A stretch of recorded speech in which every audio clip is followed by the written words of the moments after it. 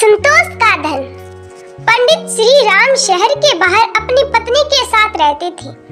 एक बार जब वो अपने विद्यार्थियों को पढ़ाने के लिए जा रहे थे, तो उनकी पत्नी ने उनसे सवाल किया कि आज घर में खाना कैसे बनेगा, क्योंकि घर में केवल मात्र एक मुट्ठी चावल भर ही है। पंडित जी ने पत्नी की ओर एक नजर से देखा, फिर बिना कुछ सवाल का जवाब दिए घर से चले गए।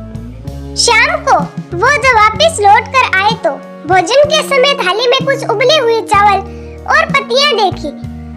यह देखकर उन्होंने अपनी पत्नी से कहा, भद्रे, ये स्वादिष्ट साग किसका है?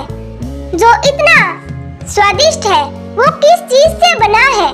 मैंने जब सुबह आपके जाते समय आपसे भोजन के विषय में पूछा था, तो आपकी दृष्टि इमली के पेड़ की तरफ गई थी। मैंने उसी के पत्तों से यह साग बनाया है। पंडित जी ने बड़ी निश्चितता के साथ कहा, अगर इमली के पत्तों का साग इतना स्वादिष्ट होता है, फिर तो हमें चिंता करने की कोई आवश्यकता ही नहीं है। अब तो हमें भोजन की कोई चिंता ही नहीं रही। जब नगर के राजा को पंडित जी की गरीबी का कारण पता चला, तो वह राजा ने पंडित जी को नगर में आकर रहने का प्रस्ताव दिया, किंतु पंडित ने मना कर दिया।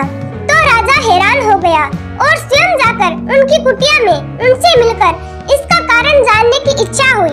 राजा उनकी कुटिया में गया तो राजा ने काफी देर इधर उधर की बातें की, लेकिन वह सोचने लगा कि अपनी बात किस तरह से पूछे।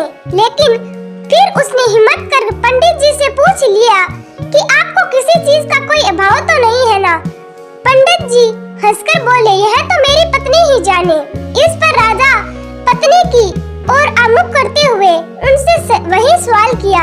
तो पंडित जी की पत्नी ने जवाब दिया कि अभी मुझे किसी भी तरीके का अभाव नहीं है, क्योंकि मेरे पहनने के लिए वस्त्र इतने नहीं फटे कि वो पहने ना जा सके, और पानी का मटका भी तनिक नहीं फूटा कि उसमें पानी ना लाया जा सके। इसके बाद मेरे हाथों की चूड़ियां जब तक है, मुझे किसी चीज का अभाव नहीं है। और फिर सीमित साधनों में भी संतोष की अनुभूति ही हो जाती है, जो कि आनंदमय होती है।